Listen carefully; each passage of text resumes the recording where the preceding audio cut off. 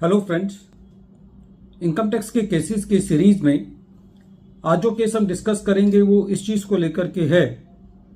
कि यदि एसएससी के अगेंस्ट कोई प्रोसिक्यूशन प्रोसीडिंग्स चलाई जाती हैं इनकम टैक्स एक्ट के अंदर और जिस डेट पर एसएससी के अगेंस्ट कंप्लेंट फाइल की जाती है, एसएससी उसके 36 मंथ्स बाद यदि कंपाउंडिंग की एप्लीकेशन लगाता है तो क्या खाली इस वजह से ये कंपाउंडिंग की एप्लीकेशन रिजेक्ट की जा सकती है कि जो central board of direct taxes की गाइडलाइंस हैं उसके अंदर 36 मंथ्स का पीरियड दिया हुआ है कि जिसके अंदर एसएससी को कंपाउंडिंग की एप्लीकेशन लगानी है, जबकि जो इनकम टैक्स एक्ट का सेक्शन 279 है जो कि प्रोसिक्यूशन को डील करता है, वहां पर कोई भी ऐसी टाइम लिमिट नहीं है जहां पर एसएससी एक कंपाउंडिंग के अंदर जाने के लिए कोई टाइम लिमिट हो। यही इशू बॉम्बे हाई कोर्ट के सामने एक case LT stock brokers private limited versus chief commissioner of income tax के केस में सामने आया और ये केस 480 ITR पेज नंबर 26 पर रिपोर्ट हुआ। इस केस का जजमेंट 4 मार्च 2025 को आया। प्रेजेंट केस के अंदर एसएससी के अगेंस्ट प्रोसिक्यूशन प्रोसीडिंग्स लॉन्च की गई। एसएससी ने इन प्रोसिक्यूशन प्रोसीडिंग्स के अगेंस्ट कंपाउंडिंग की एप्लीकेशन दायर करी, लेकिन केस के फैक्ट से ये बात पता चलती थी कि जो प्रोसिक्यूशन के लिए कंपाउंडिंग की एप्लीकेशन दायर की गई है वो कंप्लेंट से 36 महीने के बाद की गई है। Principal chief commissioner of income tax ने central board of direct taxes की जो गाइडलाइंस हैं 16 सितंबर 2022 की, उसका हवाला देते हुए ये कहा कि क्योंकि एसएससी ने ये एप्लीकेशन 36 मंथ्स के बाद दायर की है इसलिए उसको रिजेक्ट किया। एसएससी का ये कहना था कि जो गाइडलाइंस हैं वो एक बाइंडिंग स्टैट्यूट नहीं है और क्योंकि सेक्शन 279 के अंदर कोई टाइम लिमिट नहीं है तो एसएससी की कंपाउंडिंग की एप्लीकेशन खाली इस वजह से रिजेक्ट नहीं की जानी चाहिए। लेकिन principal chief commissioner of income tax ने एसएससी की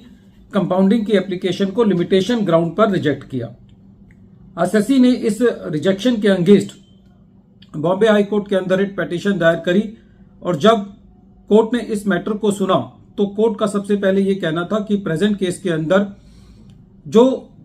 central board of direct taxes का जो 2014 की गाइडलाइन है उसके यदि पैरा 8 के पढ़ने से यह बात सामने आती है कि जो लिमिटेशन पीरियड दिया हुआ है वो ऐसी पॉसिबिलिटी को एक्सक्लूड नहीं करता जहां पर principal chief commissioner of income tax इस टाइम लिमिट के बियॉन्ड भी कंपाउंडिंग की एप्लीकेशन को एक्सेप्ट कर सकता है। बॉम्बे हाई कोर्ट का यह कहना था कि जो कॉम्पिटेंट अथॉरिटी है वो अपनी डिस्क्रिशन को इस्तेमाल कर सकती है और यदि केस के फैक्ट्स इस चीज को अलाउ करते हैं कि एसएससी की कंपाउंडिंग की एप्लीकेशन एक्सेप्ट की जानी चाहिए तो 36 के मंथ्स के बाद भी कंपाउंडिंग की एप्लीकेशन को एक्सेप्ट किया जाना चाहिए। कोर्ट का यह कहना था कि प्रेजेंट केस के अंदर principal chief commissioner of income tax ने अपने आप को मिसडायरेक्ट किया कि जो टाइम लिमिट दी हुई है वो बाइंडिंग इन स्टैट्यूट है। कोर्ट का यह कहना था कि principal chief commissioner of income tax ने अपनी डिस्क्रिशन को इस्तेमाल नहीं किया और जो कंपाउंडिंग की एप्लीकेशन रिजेक्ट की गई है उसको रिजेक्ट करने में principal chief commissioner of income tax ने अपनी डिस्क्रिशन या जुरिस्डिक्शन को इस्तेमाल नहीं किया। इसलिए कोर्ट ने प्रेजेंट केस के अंदर जो कंपाउंडिंग की एप्लीकेशन को टाइम लिमिट के बेसिस पर रिजेक्ट किया था उसको मैटर को रेमिट किया और ये कहा कि प्रेजेंट केस में principal chief commissioner of income tax इस चीज को एग्जामिन करे कि यदि एसएससी का केस कंपाउंडिंग एप्लीकेशन के लिए फिट है तो उसको कंपाउंडिंग अलाउ की जाए।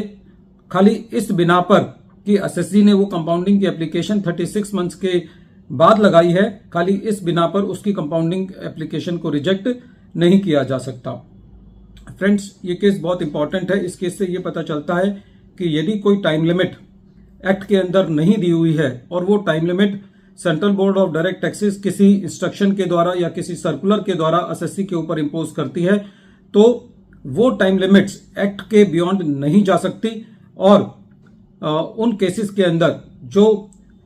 अथॉरिटी है, जो कॉम्पिटेंट अथॉरिटी है, उसको अपनी डिस्क्रिशन को यूज करना चाहिए और उसको बियॉन्ड भी यदि केस के फैक्ट्स इस चीज को अलाउ करते हैं तो कंपाउंडिंग की एप्लीकेशन को एक्सेप्ट किया जा सकता है। वीडियो के अंत में एक बार